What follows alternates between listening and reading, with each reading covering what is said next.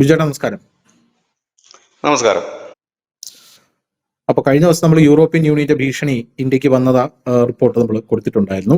ഇന്ന് അതിൽ കുറച്ച് അപ്ഡേറ്റ്സ് വന്നിട്ടുണ്ട്. ഓരോ ദിവസം ഇതിൽ അപ്ഡേറ്റ്സ് മാറി മാറി വരികയാണ്. പിന്നെ അമേരിക്കൻ വ്യാപാര കരാർ ഇന്ത്യ ഒപ്പിടാനായിട്ടുള്ള ശ്രമങ്ങൾ അമേരിക്ക ഇന്ത്യയുമായി നടത്തുന്നുണ്ട്. നമ്മുടെ വിദേശകാര്യ വക്താവും ഒരു ടീമും അവിടെ പോയി നിൽക്കുകയാണ്. ഈ ഒരു റിപ്പോർട്ടിലും നമുക്കൊരു ഫോളോ അപ്പിന്റെ ആവശ്യമുണ്ട്. കാരണം നമ്മളെ പ്രേക്ഷകർ പറയാൻ സാധിക്കുന്നത് ഈ യൂറോപ്പുമായി ബന്ധപ്പെട്ടുള്ള കഴിഞ്ഞ ദിവസം നമ്മൾ പുറത്തുവിട്ട റിപ്പോർട്ടിൽ നയാര എന്ന് പറയുന്ന കമ്പനി ആ കമ്പനി ലക്ഷ്യമിട്ട് ഈ യൂറോപ്യൻ യൂണിയൻ രംഗത്തെത്തുന്നു. അതായത് റഷ്യയുമായി കൊളാബറേഷനുള്ള എല്ലാ പെട്രോളിയം കമ്പനികൾക്കും വലിയ രീതിയിലുള്ള താരിഫ് അടിച്ചു കൊടുക്കാനുള്ള നീക്കമാണ് നടത്തുന്നതെന്ന് പറയുന്നു. ഇന്ത്യക്കും താരിഫ് തരുമെന്നാണ് യൂറോപ്യൻ യൂണിയൻ അടക്കം പറയുന്നത്. അമേരിക്ക അതിന്റെ പിന്തുണ കൊടുക്കുന്നുണ്ട്. ഈ ഒരു സാഹചര്യത്തിൽ നമുക്ക് $15 ബില്യൺ നഷ്ടം വരും. ചെറിയ തുകയല്ല, $15 ബില്യൺ നഷ്ടം വരുമെന്നാണ് നിലവിൽ റിപ്പോർട്ടുകൾ സൂചിപ്പിക്കുന്നത്. $15 ബില്യൺ. പക്ഷേ ഞാൻ എപ്പോഴും പറയുന്നത് പോലെ ഇന്ത്യ എന്ന് പറയുന്നത് ഒരു മാർക്കറ്റ് ഫോഴ്സ് ആണ്. ഇന്ത്യയെ ഈ കാലത്ത് കണ്ടില്ല എന്ന് നടിച്ച് അല്ലെങ്കിൽ ഇന്ത്യക്ക് താരിഫ് ഏർപ്പെടുത്തിക്കൊണ്ട് ആർക്കും മുന്നോട്ട് പോകാൻ സാധിക്കില്ല. പണ്ടൊക്കെ മുന്നോട്ട് പോകാൻ സാധിക്കുമായിരുന്നു. കാരണം നമുക്ക് താരിഫ് അടിച്ചു തന്നാലും നമ്മുടെ മാർക്കറ്റ് അവർക്ക് വേണ്ടി തുറന്നു കൊടുക്കുന്ന സുസ്ഥിരമല്ലാത്ത, അവരുടെ മുന്നിൽ നട്ടല് വളയ്ക്കുന്ന ഒരു ഭരണകൂടമാണ് നമുക്ക് മുന്നിൽ ഉണ്ടായിരുന്നത്. അതുകൊണ്ട് തന്നെ അവർക്ക് എന്ത് വേണമെങ്കിലും ഇന്ത്യയിൽ ചെയ്യാമായിരുന്നു. ഇന്ത്യയിലെ മനുഷ്യരെ ഗിനിപ്പന്നികളെ പോലെയാണ് ട്രീറ്റ് ചെയ്തിരുന്നത് എന്ന് നമുക്ക് എല്ലാവർക്കും അറിയാം. നമുക്ക് അവിടെ വരുന്ന അവശിഷ്ടങ്ങളെല്ലാം ഇവിടേക്ക് കൊണ്ടിറക്കുക, എന്നിട്ട് അത് കഴിക്കുമ്പോൾ മനുഷ്യൻ എന്തൊക്കെ അസുഖം വരുമെന്ന് നിരീക്ഷിക്കുക, അതിനുള്ള മരുന്ന് ഇങ്ങോട്ടേക്ക് കൊടുത്തയക്കുക, എന്നിട്ട് ആ മരുന്ന് നമ്മളെ കൊണ്ട് കഴിപ്പിക്കുക, പരീക്ഷണം നടത്തുക.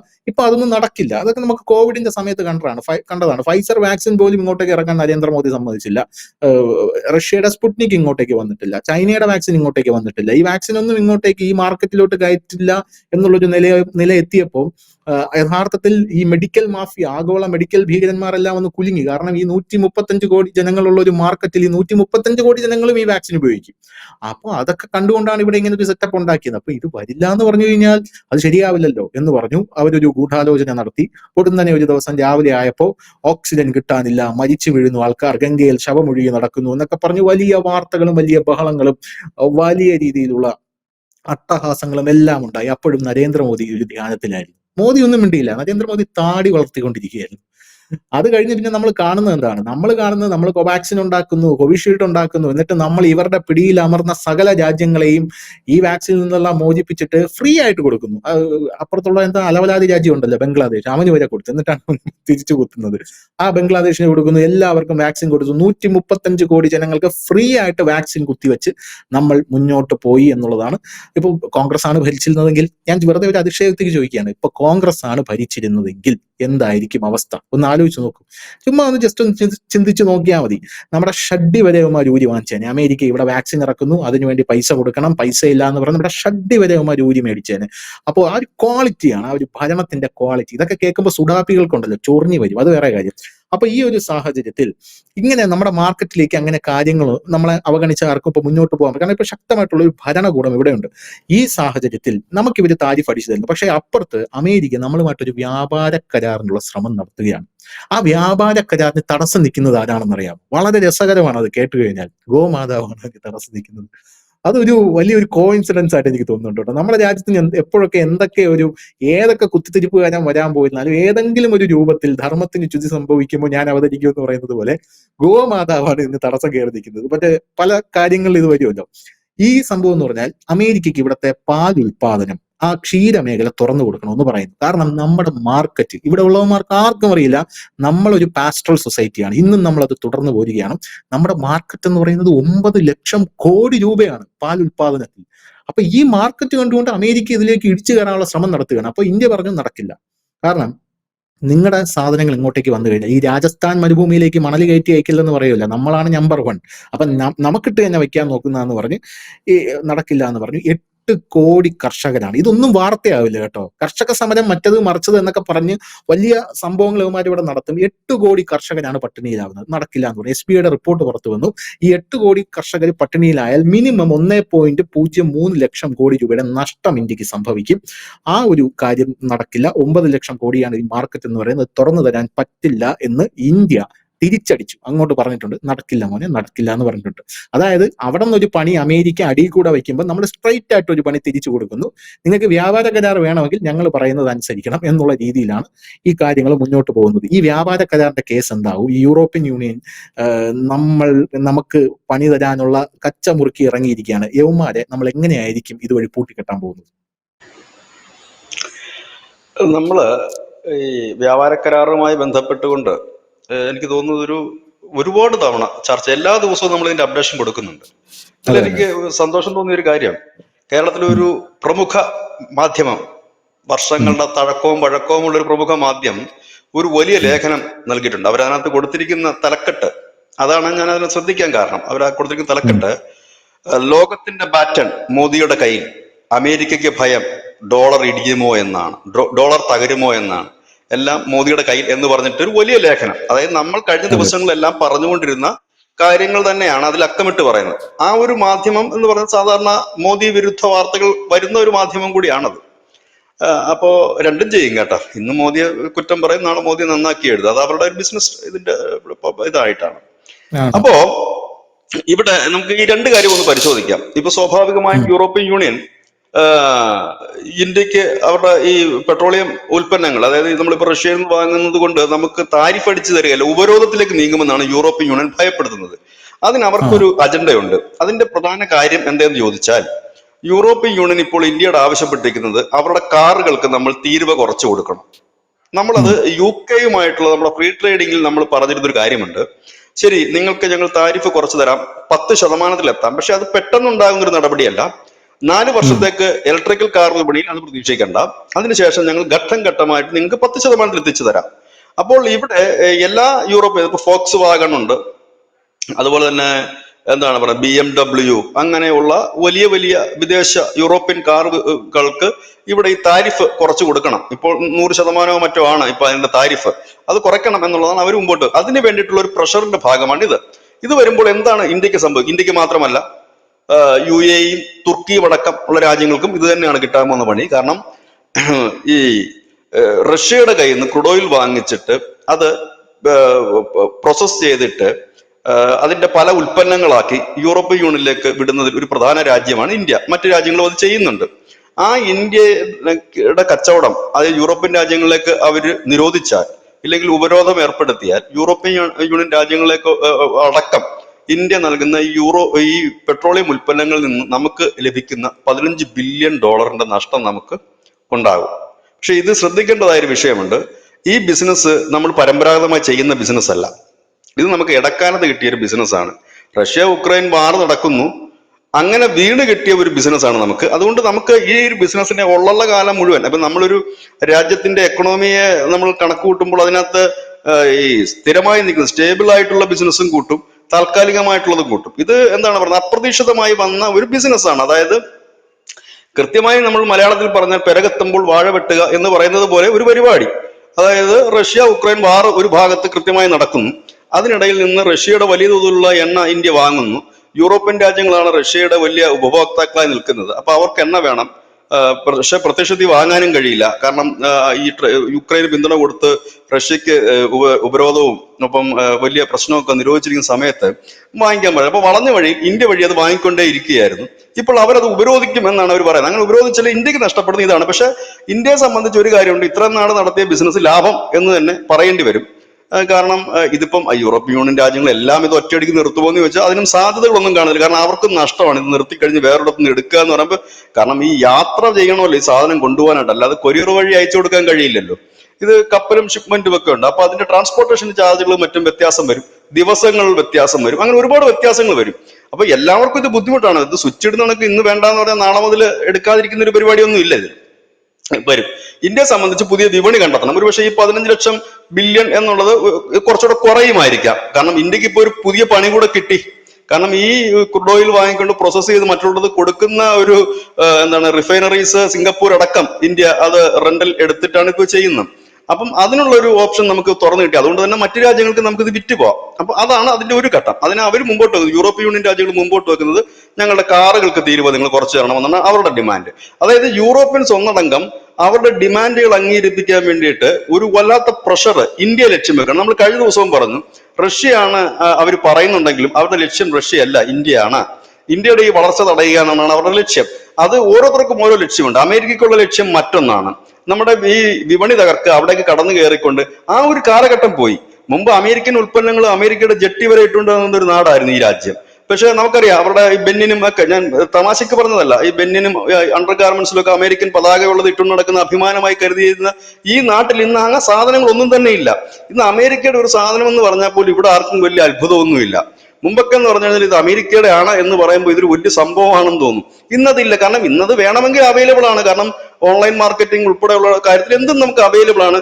ജനത്തിന് പർച്ചേസിംഗ് കപ്പാസിറ്റി ഉണ്ട്. പർച്ചേസിംഗ് കപ്പാസിറ്റി കൂടുമ്പോൾ ഉള്ള ഒരു ഏറ്റവും വലിയ ഒരു ഗുണം എന്താന്ന് വെച്ചാൽ നമുക്ക് നെഗോഷിയേറ്റ് ചെയ്യാനുള്ള ഒരു പവറോടെ കൂടുകയാണ്. വില പേശി മേടിക്കാനും ക്വാളിറ്റി നോക്കിയിട്ട് UK ആണോ നല്ലത്, US ആണോ നല്ലത്, ഇനി മറ്റേതെങ്കിലും രാജ്യത്തിന്റെ ആണോ നല്ലത് നോക്കി വാങ്ങാനുള്ള ഒരു കഴിവും കൂടെയാണ് പർച്ചേസിംഗ് കപ്പാസിറ്റി കൂടുമ്പോൾ വരുന്നത്. അത് പഴയ ഇന്ത്യ അല്ല എന്നുള്ളത് സാഹിബിന് ഇപ്പോഴും മനസ്സിലായിട്ടില്ല എന്നുള്ളതാണ് അതിന്റെ മറ്റൊരു യാഥാർത്ഥ്യം. അത് കുറച്ചൊക്കെ മനസ്സിലാക്കിയ ആളായിരുന്നു ബൈഡൻ എന്ന് നമുക്ക് പറയേണ്ടി വരും. ഇങ്ങനെ പോകുന്നു അതിന്റെ കാര്യങ്ങൾ. പിന്നെ അവർ നോക്കുന്നത് വെച്ചാൽ ഇന്ത്യയുടെ ഏറ്റവും വലിയ വിപണി ആയിരുന്നു ക്ഷീരമേൽ. അത് നമുക്ക് പറയാതിരിക്കാൻ കഴിയില്ല.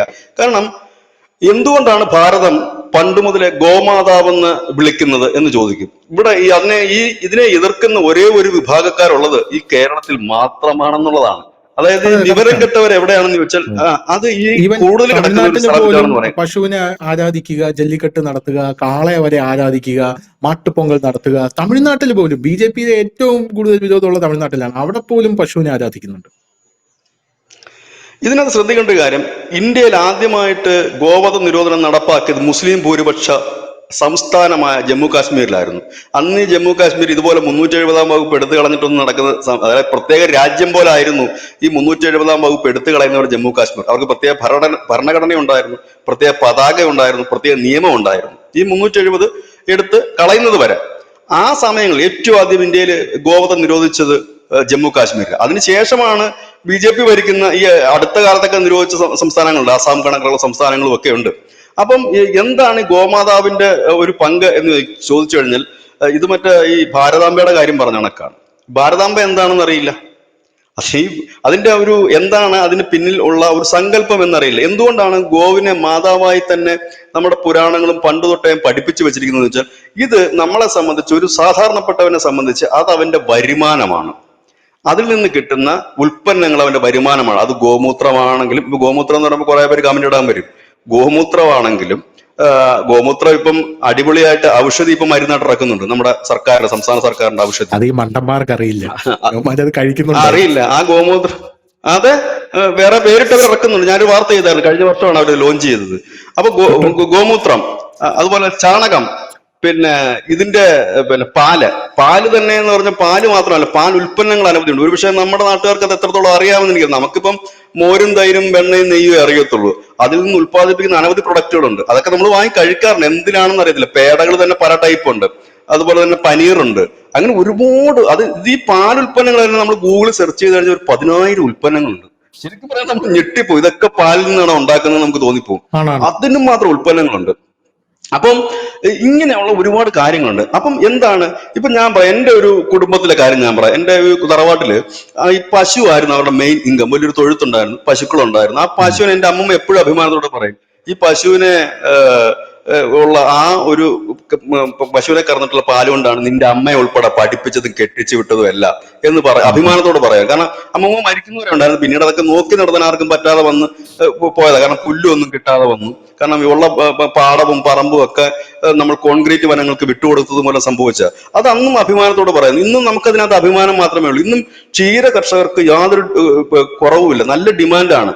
നമ്മൾ ഈ പാല് കുടിക്കുമ്പോൾ ഓരോ മലയാളിയും പാല് കുടിക്കുമ്പോൾ അറ്റ്ലീസ്റ്റ് ആലോചിക്കണം, ഈ പാൽ എവിടുന്ന് വരുന്നെങ്കിലും ആലോചിക്കണം.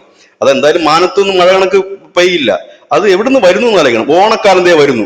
ഈ ഓണക്കാലം വരുമ്പോൾ നമ്മൾ ഏറ്റവും കൂടുതൽ പാലിന് ആശ്രയിക്കുന്ന സംസ്ഥാനം മഹാരാഷ്ട്രയാണ്.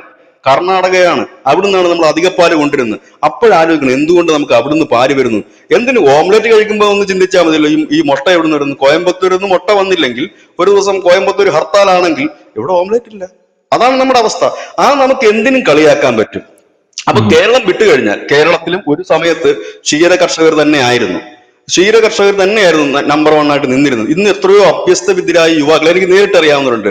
എഞ്ചിനീയറിംഗും ബിടെക്കും ഒക്കെ കഴിഞ്ഞിട്ട് എന്റെ നാട്ടില് പശുവിന്റെ ഫാം തുടങ്ങിയിട്ട് നല്ല രീതിയിൽ സമ്പാദിച്ച് പോകുന്നവരുണ്ട്. വൈറ്റ് കോളർ ജോബ് വിട്ടിട്ടാണ് അയാൾ ആ പണിക്ക് വന്നപ്പോ അയാൾക്ക് യാതൊരു അഭിമാനക്ഷതവും ഇല്ല. അയാൾ രാവിലെ പാലുമായിട്ട് പോകുന്നു, പാല് വീടുകളിൽ കൊണ്ട് എത്തിക്കുന്നുണ്ട്. അയാളുടെ മകളും ഇപ്പൊ അതിനകത്ത് കൊച്ചുകുട്ടിയാണ്, ആ കുട്ടിയും കൂടെ ചില സമയത്തൊക്കെ വരും. അപ്പൊ അവർക്കൊരു നാണക്കേടുമില്ല. പിന്നെ ചെളി പുരളം എന്നുള്ളതേ ഉള്ളൂ. പിന്നെ പുല്ലും കാര്യങ്ങളൊക്കെ എത്തിച്ചു കൊടുക്കാനുള്ള ഒരു റിസ്ക് ഉണ്ട്. അപ്പം എന്താണ് പറയുമ്പോൾ ഒരു അഭിമാനത്തിന്റെ പ്രശ്നം മാത്രമേ ഉള്ളൂ. പൈസയ്ക്ക് ബുദ്ധിമുട്ടൊന്നുമില്ല. കാരണം ഈ വൈറ്റ് കോളർ ജോബ് നോക്കിയിരിക്കുന്നതിന് മുമ്പിലൂടെ ഇയാള് പോകുന്നത് നല്ല വില കൂടിയ കാറിലും മറ്റുമൊക്കെയാണ്. അയാൾക്ക് അനവധി പശുക്കളും മറ്റും എടുക്കുന്നുണ്ട്. അപ്പം ഇതിനെ ഇങ്ങനെ നിർത്തി വെച്ചിട്ട് ഇതിനെ കൊല്ലാൻ പാടില്ല.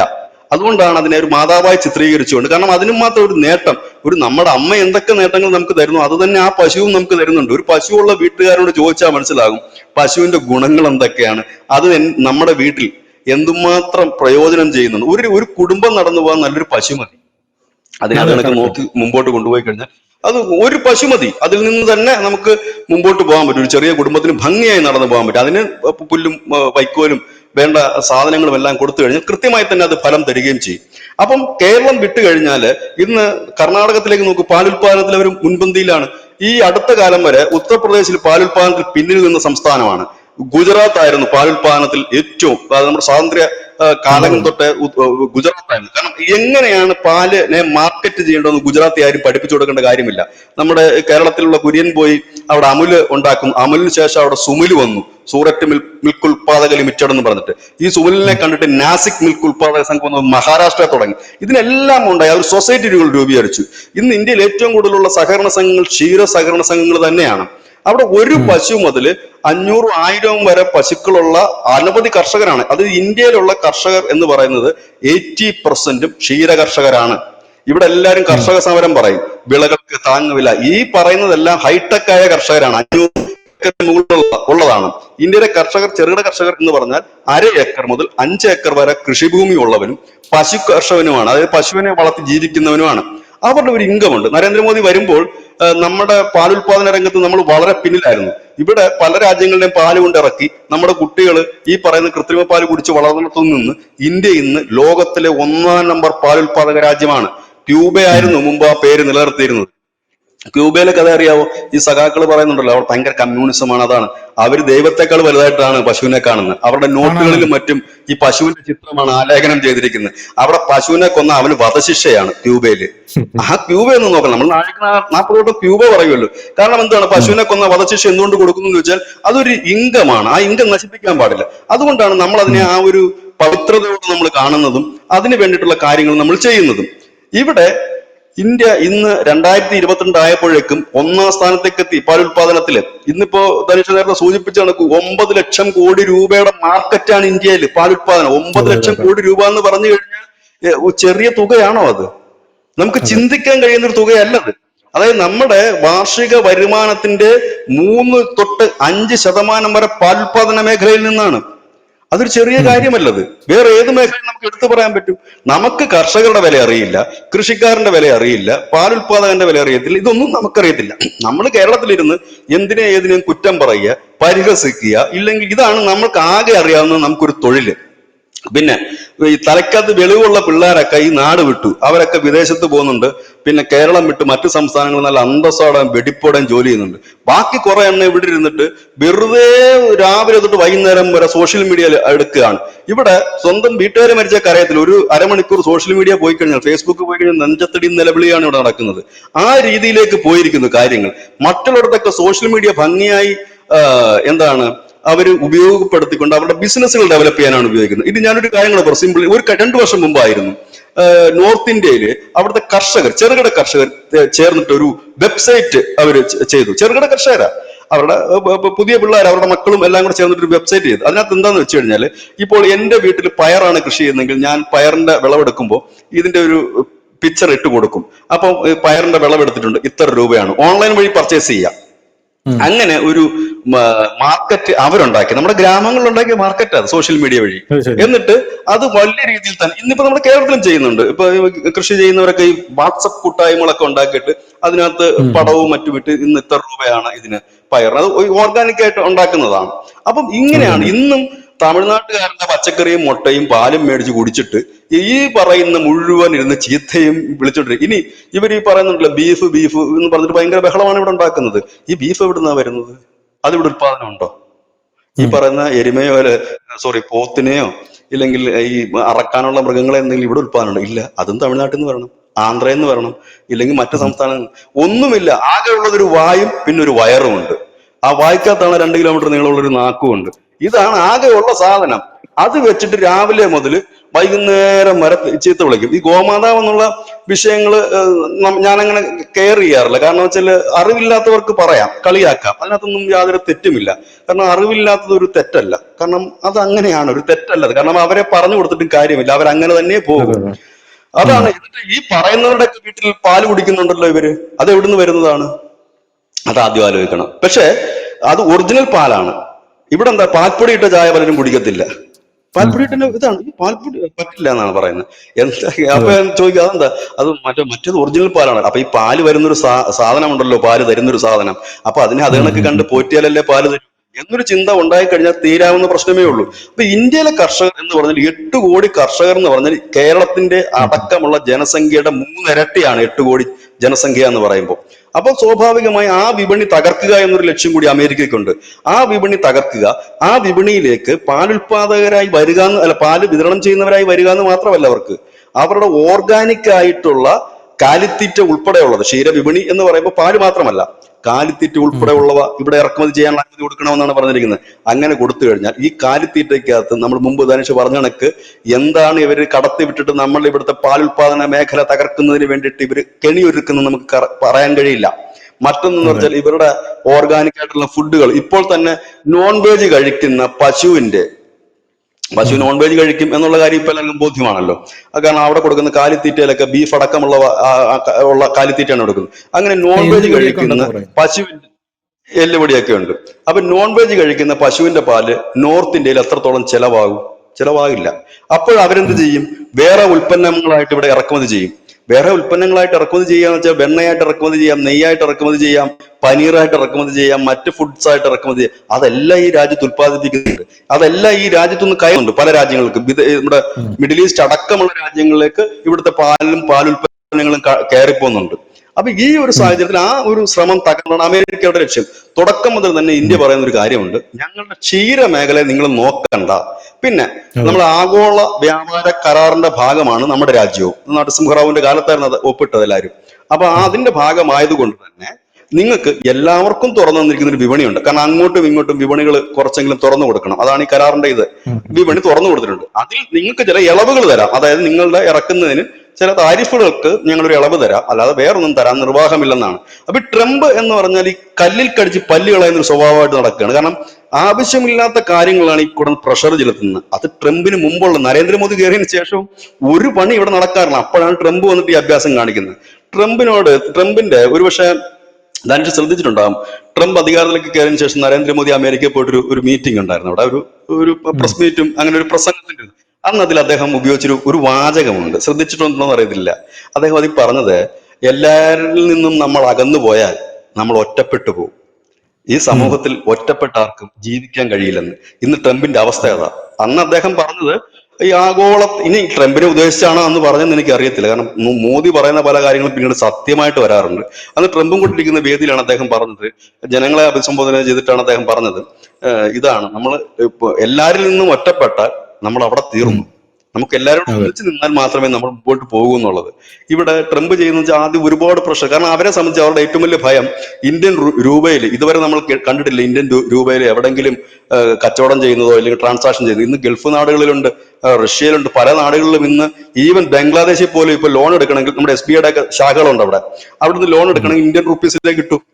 അപ്പൊ ഇന്ത്യൻ രൂപ ഒരു ട്രേഡിംഗ് ഇതായിട്ട് വരുന്നു. അപ്പൊ അവരുടെ ചിന്ത നാളെ ഈ ബ്രിക്സ് രാജ്യങ്ങളെല്ലാം കൂടെ വന്ന് ഇന്ത്യയും ചൈനയും ഒക്കെ ഒരു ചുക്കാൻ പിടിക്കുകയാണ്, ഇവരുടെയൊക്കെ വിനിമയം നടക്കണം, ഡോളറിന്റെ മൂല്യം ഇടിഞ്ഞു കഴിഞ്ഞാൽ പിന്നെ ഈ അമേരിക്കയുടെ ആ സെറ്റപ്പും ഗെറ്റപ്പും ഒക്കെ ആയുധം ബലമല്ലല്ലോ ഇതിനകത്ത് ഏറ്റവും വലിയ പ്രശ്നം. അപ്പൊ ഇത് അവർക്ക് നന്നായി അതൊരു ഭയമുണ്ട്. രണ്ടാമത് എങ്ങനെങ്കിലും ഒക്കെ ഇടിച്ചു കയറിയിട്ട് ഈ ഇവിടുത്തെ വിപണി തകർക്കുക, ഇല്ലെങ്കിൽ ഇവിടെ മൊത്തം കച്ചവടം പിടിച്ചടക്കുക എന്നൊക്കെ ഉള്ള നിലയിലേക്കാണ് പോകുന്നത്. അത് വെറും ഫൂളിഷ് ആയിട്ടുള്ള ചിന്താഗതികളുമായി നിൽക്കുന്ന ഒരു പ്രാന്തനാണ്. അതാണ് അതിൻ്റെ അകത്തെ ഒരു കറക്റ്റ്. കാരണം അദ്ദേഹത്തിന് അന്ന് മോദി കൊടുത്തത് ഉപദേശമായിട്ടാണ് എനിക്ക് ഇപ്പൊ തോന്നുന്നത്. എല്ലാവരിൽ നിന്നും അകന്നു പോയാൽ ഒറ്റപ്പെടും, ഒറ്റപ്പെട്ടാൽ തീർന്നു. എല്ലാവരും ഒന്നിച്ച് നിന്ന് മുമ്പോട്ട് പോകുമ്പോഴാണ് നമുക്ക് കരുത്തുണ്ടാകുന്നത് പറഞ്ഞു. അത് ട്രംപിന് മനസ്സിലാകുമോ ഇല്ലയോ എന്നറിയില്ല. ഏതായാലും യൂറോപ്യൻ യൂണിയൻ രാജ്യങ്ങളുടെ ആഗ്രഹം ഇതാണ്. ഇന്ത്യയുടെ പാൽ വിപണി നമുക്ക് ഒഴിവാക്കാൻ പറ്റാത്തൊരു വിപണി തന്നെയാണ്.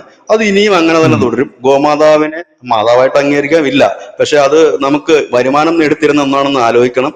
9 ലക്ഷം കോടി രൂപയാണ് ഒരു വർഷം ഈ പശുക്കള്, ഇന്ത്യയിലെ പശുക്കള്, ഈ ഗോമാതാവ്, അതിന് ഗോമാതാവ് തന്നെയല്ലേ വിളിക്കേണ്ട. 9 ലക്ഷം കോടി രൂപ ഈ രാജ്യത്തിന് വരുമാനം നേടിത്തരുന്ന സാധനത്തിന്. അതല്ലാതെ ഫേസ്ബുക്കിൽ തള്ളുന്നതിന് പൈസ ഒന്നും കിട്ടത്തില്ലല്ലോ. അവരെ ഇവിടെ ഈ നമ്മുടെ രാജ്യത്ത് നേട്ടമൊന്നും തരുന്നില്ലല്ലോ. അപ്പൊ ആദ്യം മനസ്സിലാക്കേണ്ടത് ആ ഗോമാതാവിന്റെ വാല്യൂ എന്താണെന്ന് ഇപ്പം കൃത്യമായിട്ട് പറയാൻ പറ്റും. ഇന്ത്യയിലെ ഗോമാതാവിന്റെ ഇപ്പോഴത്തെ വാല്യൂ എന്ന് പറയുന്നത് 9 ലക്ഷം കോടി രൂപയാണ്. 8 കോടി പേരാണ് ഈ പശുവിനെ വളർത്തി ഉപജീവനം കഴിച്ച് മുൻപോട്ട് പോകുന്നത്. ഇതൊരു ചെറിയ സംഖ്യയല്ല. അതാദ്യം നമ്മൾ മനസ്സിലാക്കണം. അതായത് ആ വിപണി തുറന്നു കൊടുക്കില്ല. അതുപോലെ തന്നെ നമ്മൾ കർഷക വിപണി നമ്മൾ വലിയ രീതിയിൽ തുറന്നു കൊടുക്കില്ല എന്ന് നേരത്തെ തന്നെ നമ്മൾ പറഞ്ഞിട്ടുണ്ട്. അവിടെയും ട്രംപ് വെച്ചിരിക്കുന്ന ആപ്പ് എന്താന്ന് വെച്ചാൽ, നമ്മളുടെ ഏറ്റവും നല്ല വിളകളായിട്ടുള്ള നമ്മൾ കയറ്റുമതി ചെയ്യുന്ന ചോളം, അതിനാണ് പുള്ളി ഒന്ന് വെക്കുന്നത്. രണ്ടാമത് നമ്മുടെ സോയാബീൻ, ഇതിലൊക്കെയാണ് പുള്ളി കൈവച്ചിരിക്കുന്നത്. ഇതാണ് പുള്ളിക്ക് വേണ്ടത്. അപ്പൊ നമ്മൾ പറയുന്നത് നമുക്ക് പ്രൊഡക്ഷൻ കുറവുള്ള ഒരു മേഖലയിലേക്ക് നമുക്ക് തരാം, അത് കുഴപ്പമില്ല. കാരണം നമുക്കത് പ്രൊഡക്ഷൻ കുറവാണ്. ഇപ്പൊ ഇന്നലെ നമ്മളൊരു പുതിയ നീക്കം നടത്തിയിട്ടുണ്ട്. അത് ഒരുപക്ഷെ വീണ്ടും ട്രംപിനെ ചൊറി പിടിപ്പിക്കാൻ സാധ്യതയുണ്ട്. അത് മറ്റൊന്നുമല്ല, ചൈനയോട് നമ്മളിപ്പോൾ ആവശ്യപ്പെട്ടിട്ടുണ്ട്, നിങ്ങൾക്ക് കാർ വിപണി ഞങ്ങൾ തുറന്നു തരാം, മറ്റുള്ള രാജ്യങ്ങൾക്ക് ചെയ്യുന്ന അതേ മാനദണ്ഡം തന്നെയാണ് നിങ്ങൾക്കും. അതായത് ഞങ്ങളുമായി നിങ്ങളുടെ ടെക്നോളജി ഷെയർ ചെയ്യണം, ഇവിടെ ഇലക്ട്രോണിക്സ് ഉൽപ്പന്നങ്ങൾ ഉണ്ടാക്കണം, ഇവിടുന്ന് നിങ്ങൾ ചെയ്തോ കുഴപ്പമില്ല. ഇപ്പൊ ചൈന അതിനകത്ത് ഏതാണ്ടൊക്കെ ഒരു എഗ്രിമെന്റിലേക്ക് വരുന്നു എന്നാണ് കേട്ടത്. അതായത് നിങ്ങൾ അവിടുന്ന് ഇറക്കുമതി ചെയ്തിട്ടുള്ള ഒരു വിൽപ്പന ഇവിടെ വേണ്ട, നിങ്ങൾ ഇവിടെ വാ, ഞങ്ങളുമായിട്ട് ഷെയർ ചെയ്ത് ക്ലബ് ചെയ്ത് പൊക്കോ എന്നാണ് പറഞ്ഞത്. ടെസ്ല വന്നിട്ട് എന്തായി? എന്തോ ഒരു വെപ്രാളമായിരുന്നു, ടെസ്ല വേണം, ഇപ്പൊ ഇവിടെ വന്നു കഴിഞ്ഞാൽ മലമറിക്കും എന്നുള്ളത്. ആർക്കും വേണ്ട, അതാണത്തെ അവസ്ഥയാണ്. വളരെ കുറച്ചു പേര് മാത്രമേ ആ കാർ വാങ്ങാനായിട്ട് വരുന്നുള്ളൂ. അതിനിപ്പോ ട്രംപ് പറയുന്നത് എന്താണെന്ന് വെച്ചാൽ, ഞങ്ങളുടെ വാഹനത്തിന് വലിയ തീരുവ ഈടാക്കുന്നുള്ളൂ. തീരുവ കുറച്ചാലും അതിന് സാധ്യതകൾ കുറവായിരിക്കും. കാരണം അതിനേക്കാൾ കുറഞ്ഞ റേറ്റിന് ഒരുപാട് ഉൽപ്പന്നങ്ങൾ ഇപ്പോൾ ഉണ്ട് ഈ രാജ്യത്ത്. അതുകൊണ്ട് തന്നെയാണ് ഇപ്പൊ ചൈനയോട് നമ്മൾ പറഞ്ഞു, ചൈനയോട് ഇപ്പൊ നമ്മൾ നടത്തുന്ന നീക്കം ഒരു വലിയ നീക്കം തന്നെ എന്ന് പറയേണ്ടി വരും. അവർക്ക് വേണ്ടിയിട്ട് നമ്മുടെ കാർ വിപണി നമ്മൾ തുറന്നു കൊടുക്കുമ്പോൾ ഇവിടെ അവരുടെ കമ്പനികൾ വരിക എന്നാണ് നമ്മൾ മുമ്പോട്ട് വെക്കുന്ന മെയിൻ അജണ്ട. കമ്പനികൾ വരിക, മറ്റു രാജ്യങ്ങൾ എന്താണ് ഇവിടെ ചെയ്യുന്നത് അത് നിങ്ങൾക്കും ചെയ്യാം എന്നാണ് പറഞ്ഞിരിക്കുന്നത്. അങ്ങനെ വന്നു കഴിഞ്ഞാൽ ഒരു കുഴപ്പം, വീണ്ടും മറ്റു രാജ്യങ്ങളുടെ വാഹനങ്ങൾക്ക് ഇവിടെ വരുമ്പോൾ കോമ്പറ്റീഷൻ കൂടും. ഇപ്പൊ യൂറോപ്യൻ യൂണിയൻ രാജ്യങ്ങളുടെയൊക്കെ വാഹനം, അതെനിക്ക് തോന്നുന്നത് അവരുടെ ഈ പ്രഷറിന് ഒരു തടയിടാൻ വേണ്ടിയിട്ടായിരിക്കും ഇത് പറഞ്ഞത്. കാരണം ചൈനയുടെ എന്നൊക്കെ പറഞ്ഞാൽ ഈ ഇലക്ട്രിക്കൽ കാർ വിപണിയിലെ ഒരു വലിയ തരംഗം തന്നെയാണ്. അപ്പൊ അവരെ ഇങ്ങോട്ട് വിളിക്കുന്നത് എന്തിനാന്ന് വെച്ചാൽ, ഞങ്ങൾ ഇവരെ വിളിക്കും, ഇവർക്ക് ഞങ്ങൾ വിപണി തുറന്നു കൊടുക്കും, അപ്പൊ നിങ്ങളുടെ ഉള്ള വഴി കൂടെ അടയും. അതുകൊണ്ട് നമുക്ക് ഇപ്പൊ തൽക്കാലം ഇങ്ങനെയൊക്കെ തന്നെ അഡ്ജസ്റ്റ് ചെയ്ത് പോകാം, ഭാവി ഞങ്ങൾ തീരുവ കുറച്ച് തരാം, അന്നേരം ഒന്ന് ഭയപ്പെട്ടാൽ മതി എന്ന് ഭയപ്പെടുത്താനാകാം. ഇല്ലെങ്കിൽ നിങ്ങൾ ഉപരോധം ഏർപ്പെടുത്തി കഴിഞ്ഞാൽ, ഈ പെട്രോളിയം ഉൽപ്പന്നത്തിന് ഉപരോധം ഏർപ്പെടുത്തി കഴിഞ്ഞാൽ കാർ വിപണി എന്നൊക്കെ പറഞ്ഞാൽ വലിയ വിപണി തന്നെയാണ്. കാർ വിപണി അടക്കം ഞങ്ങൾ ചൈനയ്ക്കോ മറ്റു രാജ്യങ്ങൾക്കോ തുറന്നു കൊടുത്താൽ അവിടെ നിങ്ങളുടെ വണ്ടികൾക്ക് ഡിമാൻഡ് ഇല്ലാതെ വരും. കാരണം നമ്മുടെ ഇന്ത്യൻ ജനത എന്ന് പറഞ്ഞു കഴിഞ്ഞാൽ പൈസ കൂടെ നോക്കും ഒരു വാഹനം മേടിക്കാൻ പോകുമ്പോൾ. അതല്ലാതെ അവന് പ്രൈസ് കുറഞ്ഞു കിട്ടണം, എല്ലാ ആഡംബരവും വേണം. അതാണ് ഒരു ശരാശരി ഇന്ത്യക്കാരൻ്റെ മനസ്സ്. അത് ഞാനടക്കം അങ്ങനെയാണ്. അല്ലാതെ ഒരു ടെസ്ല ബ്രാൻഡ് വേണം എന്നല്ല നമ്മൾ ആലോചിക്കുന്നത്. എല്ലാം ഒരു മീഡിയം ടൈപ്പ് ആളുകളാണ് ഭൂരിപക്ഷം ഉള്ളത്. അവരാദ്യം ചിന്തിക്കുന്നത് അത്യാവശ്യം ഫെസിലിറ്റി വേണം, പിന്നെ പൈസയും കുറവായിരിക്കണം, പിന്നെ പ്രധാനം മൈലേജും വേണം. ഇത്രയുള്ള ഒരു വണ്ടി ആണ് നമുക്ക് വേണ്ട. അതിന് ചൈനക്കാരെ കഴിഞ്ഞിട്ടുള്ള മിടുക്കന്മാരേ ഉള്ളൂ. അപ്പൊ അങ്ങനെയും കൂടാണ് ഇപ്പൊ ഇന്ത്യയുടെ പുതിയ മൂവ്മെന്റ്. അതായത് ചെക്കിന് ചെക്ക് വെച്ച് പോകുന്ന ഒരു പ്രധാനമന്ത്രിയാണ് ഇന്ത്യയുടേത്. അതുകൊണ്ട് അമേരിക്കയ്ക്കോ യൂറോപ്യൻ യൂണിയൻ രാജ്യങ്ങൾക്കോ പ്രഷർ എത്രത്തോളം ചെലുത്താൻ കഴിയുമെന്ന് കാത്തിരുന്ന് കാണേണ്ട കാര്യമാണ്. എല്ലാത്തിനും ചെക്ക് വെച്ച് പോവുകയാണ്. ട്രംപ് ഈ കിടന്ന് ബഹളം മുഴുവൻ ഉണ്ടാക്കിയിട്ടും റഷ്യയിൽ നിന്നുള്ള എണ്ണ വാങ്ങൽ കുറച്ചിട്ടില്ല. ഇപ്പൊ ബ്രസീലുമായിട്ട് വരുന്നു. ബ്രസീലിനാണല്ലോ ഈ അടുത്ത കാലത്ത് അമേരിക്ക ഏറ്റവും കൂടുതൽ ടാർഗറ്റ് ചെയ്തത്. ബ്രസീലുമായിട്ട് എണ്ണ വിപണി കുറച്ചുകൂടെ വിപുലപ്പെടുത്താൻ പോവുകയാണ്. 76,000 ബാരൽ എന്നുള്ളത് അത് 1.5 ലക്ഷം, അതിന്റെ അടുത്തങ്ങ് ഡബിൾ ആക്കാൻ പോവുകയാണെന്നാണ് കേട്ടത്.